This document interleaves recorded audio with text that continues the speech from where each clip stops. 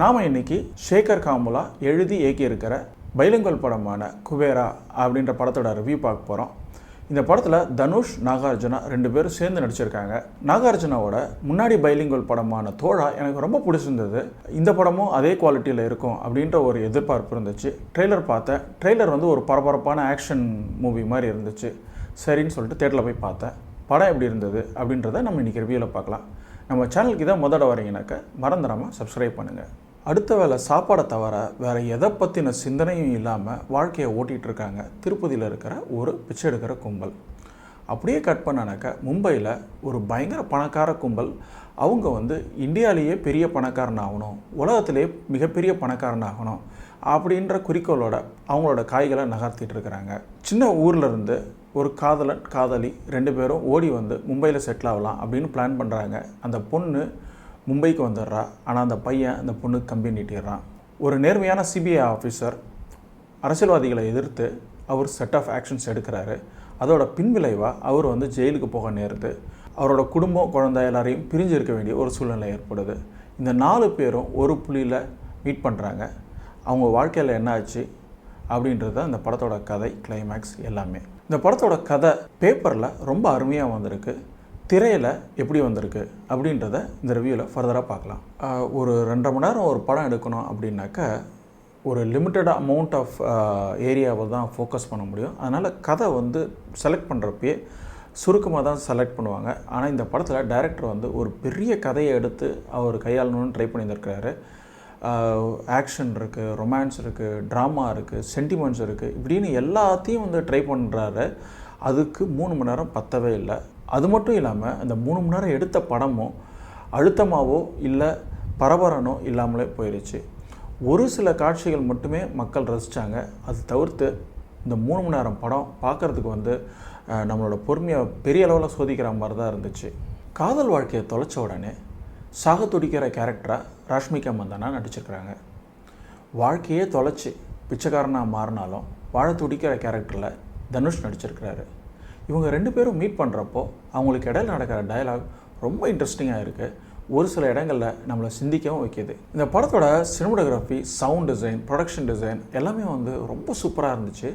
அதுக்கு ஒரு best example அப்படின்னா அந்த ஓப்பனிங் சீன் தான்.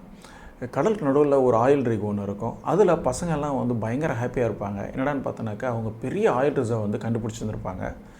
அதை வந்து சைட் இன்சார்ஜில் போய் சொல்லுவாங்க. சைட் இன்சார்ஜ் வந்து அவர் வந்து சந்தோஷமானாலும் அந்த சந்தோஷத்தை காமிச்சிக்காமல் நீங்கள் வந்து ஃபர்தராக டெஸ்ட் கண்டினியூ பண்ணுங்கள் அப்படின்னு சொல்லிட்டு அவர் ஃபோன் எடுத்துகிட்டு போய் வேறு யாருக்கோ ஃபோன் பண்ணுவார். கொஞ்ச நேரத்துலேயே வந்து கடகடன்னு காட்சிகள் அப்படியே மாற ஆரம்பிக்கும். ஒரு கும்பல் வெளியிலேருந்து வந்து அந்த ரிக்குக்கு வந்து பாம்லாம் வைக்க ஆரம்பிப்பாங்க. அப்போது அந்த கேமரா ஓடி ஓடி கவர் பண்ணுறப்போ நம்மளுக்கு வந்து அடுத்து என்ன நடக்க போதோ அப்படின்ற ஒரு கேள்வி எழுந்துகிட்டே இருக்கும். அப்படியே கட் பண்ணானாக்கா மும்பையில் 2 பணக்காரவங்க இந்த ரிக்கு நம்மளுக்கு தான் வரணும் அப்படின்னு சொல்லிட்டு அவங்க பேசிகிட்டு இருப்பாங்க. இந்த ஒரு காட்சியை பார்த்த உடனே நான் வந்து ரொம்ப இம்ப்ரெஸ் ஆகிட்டேன். இந்த படம் ஃபுல்லாக இப்படி தான் இருக்க போதோ அப்படின்னு நான் நினச்சிட்டு இருந்தேன். ஆனால் எனக்கு வந்து ஒரு பெரிய ஏமாற்றம். ஏன்னா இந்த படத்திலே வந்து பெஸ்ட்டு சீன் அப்படின்னாக்கா அந்த ஓப்பனிங் சீனாக தான் இருந்துச்சு. இந்த படத்தோட ஓப்பனிங் சீன் வந்து அவ்வளோ இம்ப்ரெசிவாக இருந்தாலும் அடுத்தடுத்து வந்த காட்சிகள் எதுவுமே அந்தளவுக்கு இம்ப்ரெசிவாக இல்லாமல் போயிடுச்சு. அதுக்கு முக்கிய காரணம் இந்த படத்தில் வர முக்கியமான கேரக்டரோட ஆர்க் எல்லாமே வந்து ப்ராப்பராக டெவலப் பண்ணாமல் போயிட்டாங்களோ அப்படின்னு தோணுச்சு. இந்த தனுஷோட கேரக்டரை வந்து இன்ட்ரடியூஸ் பண்ணுறப்போ ஒரு எமோஷ்னல் ஆங்கிளில் இந்த கேரக்டரை இன்ட்ரடியூஸ் பண்ணுறாங்க. இந்த கேரக்டர் வந்து ஒரு இன்டெலிஜென்ட்டான கேரக்டராக இல்லையா அப்படின்றதுக்கான காட்சிகள் எதுவுமே அமைக்கப்படல. ஆனால் திடீர்னு கிளைமேக்ஸில் இந்த கேரக்டர் வந்து பயங்கர இன்டெலிஜென்ட்டான திங்ஸ்லாம் செய்கிறப்போ நம்மளுக்கு இந்த கேரக்டர் மேலே ஒரு நம்பகத்தன்மை வராமல் போயிடுது.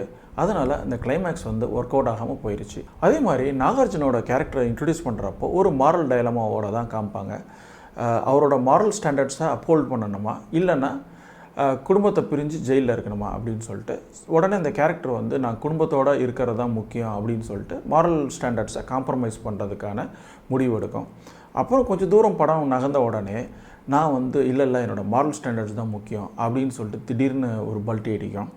அப்புறம் இன்னும் கொஞ்சம் தூரம் போனதுக்கப்புறம் எனக்கு மாரல் ஸ்டாண்டர்டும் தேவையில்லை, என் குடும்பமும் தேவையில்லை, தனுஷை தான் நான் காப்பாற்ற போகிறேன் அப்படின்னு அந்த கேரக்டர் சொல்லும். இப்படி பேக் அண்ட் ஃபோர்த் இந்த கேரக்டர் மாறிட்டே இருக்கனால நம்மளுக்கு வந்து ஒரு பெரிய கன்ஃபியூஷன், இந்த கேரக்டருக்கு என்ன தான் வேணும் அப்படின்னு சொல்லிட்டு. அதுவும் இல்லாமல் நாகார்ஜுனா மாதிரியான ஒரு பெரிய ஸ்டாரை கிளைமேக்ஸுக்கு முன்னாடியே காலி பண்ணுறதுன்றது ஒரு பெரிய ஏமாற்றத்தை கொடுத்துச்சு எனக்கு. இந்த படத்தில் வில்லனாக ஜிம் ஷார்ப் நடிச்சிருந்தார். அவரோட பர்ஃபார்மன்ஸாக இருக்கட்டும், டைலாக் டெலிவரியாக இருக்கட்டும், பார்க்குற பார்வையாக இருக்கட்டும், பாடி லாங்குவேஜாக இருக்கட்டும், எல்லாத்துலேயுமே வந்து அந்த பணக்கார திமிர் வந்து அப்படியே ஊஸ் அவுட் ஆகிட்டு இருந்துச்சு. சரி, இந்த படத்தில் ஒரு அருமையான வில்லன் அப்படின்னு நான் நினச்சிட்டு இருந்தேன்.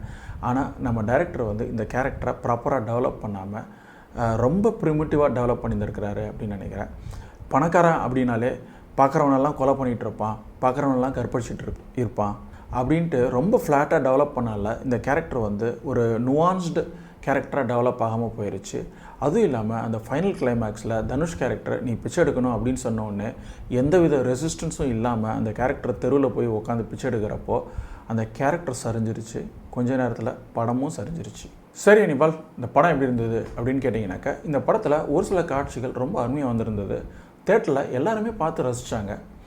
அதை தவிர்த்து பார்த்தோன்னாக்கா, இந்த படத்தோட கதை ஒரு காம்ப்ளெக்ஸான கதை. ஆக்ஷன், ரொமான்ஸ், ட்ராமா அப்படின்னு எல்லாத்தையும் வந்து ட்ரை பண்ணியிருந்திருக்கு. ஆனால் எதுவுமே அழுத்தமாக வரவே இல்லை. திரைக்கதை 3 மணி நேரம் நம்ம பொறுமையை சோதிக்குது. பின்னணி இசை 3 மணி நேரம் நம்ம காதை கிழிக்குது. ஓவராலாக இந்த படம் தேட்டரில் பார்க்குற அளவுக்கு ஒரு ஒர்த்தான படமே இல்லை. இன்னொரு நாள் இன்னொரு ரிவ்யூவோட சந்திப்போம். அது வரைக்கும்